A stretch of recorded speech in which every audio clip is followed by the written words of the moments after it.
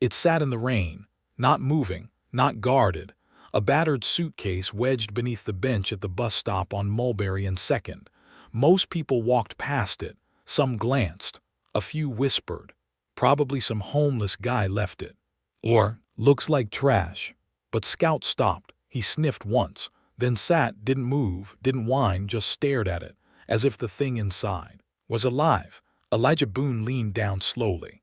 The suitcase was soaked, heavy, locked but rusted through. He opened it. Inside, no clothes, no food, no wallet, just letters, dozens, each sealed in old envelopes, addressed in neat cursive, yellowed careful, but untouched by time. Some to a daughter, some to a man named Lewis. One marked simply, "To my wife if she's still alive."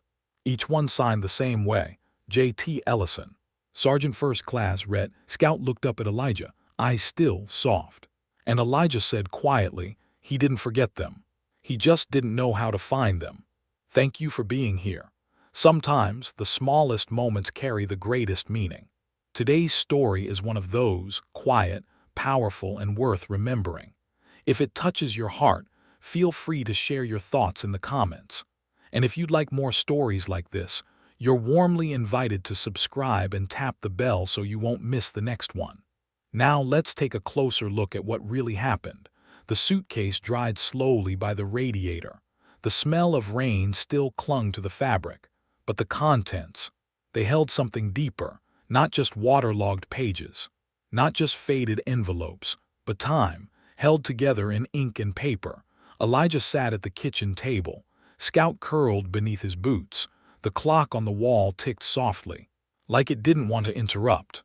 He opened the first envelope. "Lewis, I don't know if this will find you. I still remember the way you looked when the chopper lifted. You kept waving, even though the smoke made it hard to see anything. You were always that way, loud, stubborn, alive. I hope you stayed that way." Elijah folded it. Scout let out a breath. The next letter was different. "To my daughter. I missed your 12th birthday again. That makes 12 in a row. I told myself this one would be different. I even bought a card. I left it at the bus depot."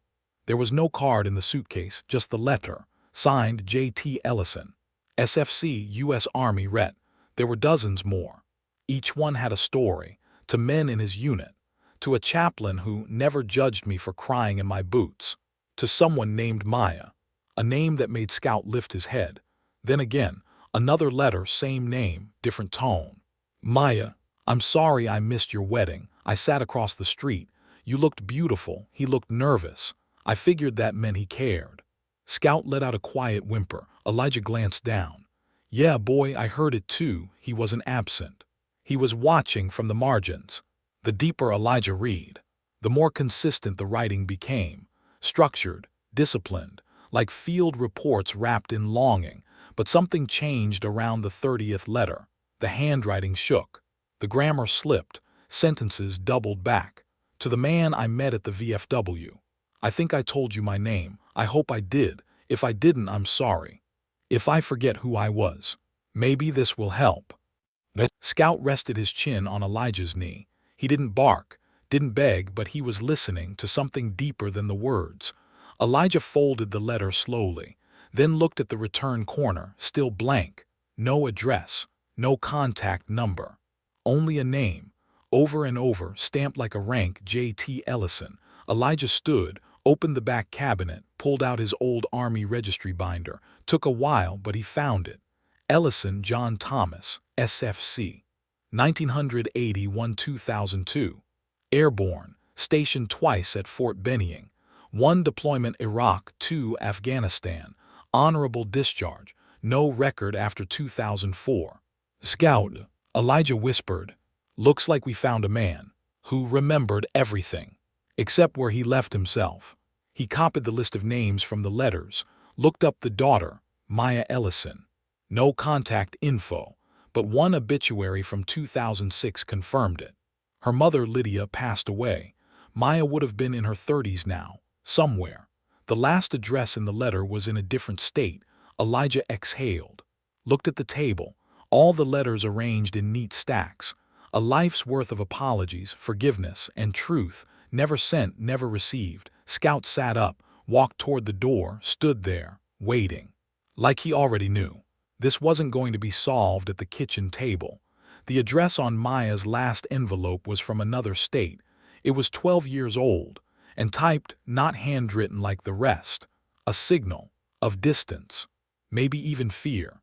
Elijah called every Maya Ellison in the phone book, 4 of them. The third one paused when he asked, "Did your father serve in the army?" She didn't answer, but the silence said yes. They agreed to meet in a diner.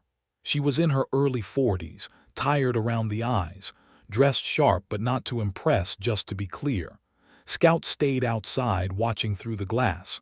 "I don't know why you're here," she said. "I haven't heard from my father in over 20 years.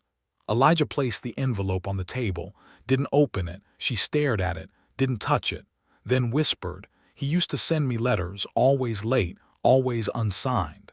Pause. "But I knew it was him." Elijah nodded. "He never stopped writing." Her voice dropped. "Then why didn't he send them?" "He did," Elijah said. "Just never found the courage to put on a stamp." She opened the envelope. Read silently. Eyes didn't tear. They hardened. "This is from when I got married," she said. "He said he saw me from across the street." She looked up, furious, confused. He was there, but couldn't walk through the door. Elijah let the anger hang. Didn't defend, didn't deny, then said, "I think he thought you'd already closed it." She stood to leave, but paused. "He's still alive." "Yes," Elijah said. "He's at a center outside Pine Hollow. Memory issues. He's slipping." She hesitated, not because she didn't care, but because caring still hurt. "Can I write him back?" she asked. Elijah smiled. "That's why I came." The next stop was harder. A farmhouse, rural edge of the county. An old woman answered. When Elijah mentioned Lewis, her face changed. "He was my brother, died in '96, helicopter crash." Elijah handed her a letter. She read one line aloud. "You were the one who made us laugh when the rest of us forgot how." She clutched the envelope. "I didn't know he meant that much to anyone." Elijah nodded. Sometimes men don't say it until it's too late. Sometimes they write it and never send it at all. The last stop was the hardest. The memory care center. Scout sat in the front seat, unmoving. He always sensed where they were going. Inside, J.T. Ellison sat by a window, white hair, army sweatshirt, notebook on his lap, mostly blank. He looked up when Elijah approached, didn't smile, didn't frown, just studied him, like a drill sergeant assessing a new recruit. "You know me?" Elijah asked. J.T. blinked. "Not sure, but that dog looks familiar." Scout walked over, sat down, rested his head on J.T.'s boot. For a second, just a flicker. J.T. breathed differently, like something almost surfaced. Elijah laid the letters on the table. "I found your suitcase," he said. "Your words deserve to be heard." J.T. touched the paper, ran his hand over the faded ink. "I was afraid I'd forget everything, so I wrote it all down. But then, I forgot where I put the words." He opened one letter. Read, didn't speak, then another, then a third, each time slower but steadier, like his own voice. "Was returning." One sentence at a time. Elijah handed him Maya's reply. He held it longer, didn't open it, just stared at the name. "She was 7 when I left, 12 when I broke her birthday promise, 17 when I stopped being real." Elijah said quietly, "She's 42 now. She still remembers your penmanship." J.T. smiled, not a happy smile, but a tired one, a soldier's smile, the kind that knows. You can't win time, but maybe, just maybe, you can outlast it long enough to say the thing that matters. The letters sat stacked on J.T.'s desk, not organized, not numbered, but he knew where each one belonged, at least for now. Elijah visited every Thursday, same time, same room. Scout always lay at J.T.'s feet. Sometimes they read, sometimes they didn't speak at all. Silence was easier. Memory didn't argue with silence. Then one afternoon, J.T. said, "I want to write one more." Elijah handed him paper, a pen, a warm cup of decaf, and waited. It took 45 minutes for J.T. to write a single paragraph. His hand trembled. Words came out uneven. He stopped after the second sentence, tried again, scratched through it. Finally, He set the pen down. "I'm not who I used to be," he whispered, "but I still owe them something." Elijah read the paragraph. "To whoever finds this, I don't know if I finished all the letters. I tried. Not because I wanted to be remembered, but because I didn't want to disappear."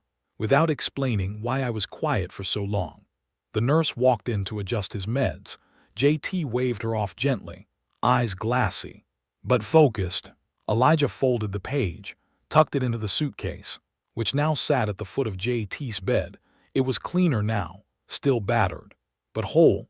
Maya came the next day, didn't say she would, just arrived, held her father's hand. Didn't ask him to remember anything, just sat beside him. Laid her own letter on the bed tray. He didn't open it. Didn't need to. He smiled. The way people smile when they see something they thought was lost, but hadn't dared hope to find again. That evening, Elijah stepped outside, stood beneath the old pine tree out back. Scout waited quietly beside him. They watched the sky turn from gray to gold. Elijah thought of something JT said once. "I wrote because memory is louder on paper, but paper doesn't hug you back." Inside, JT fell asleep. Letter unfinished, but something in his breathing had changed. Lighter, less strained. 2 days later, the nurses found the suitcase. At the foot of the bed, still sealed, still dry, on top. A folded paper, 3 words, written in stronger ink than expected: "Thank you both." Scout sat beside the bed. For a long time after.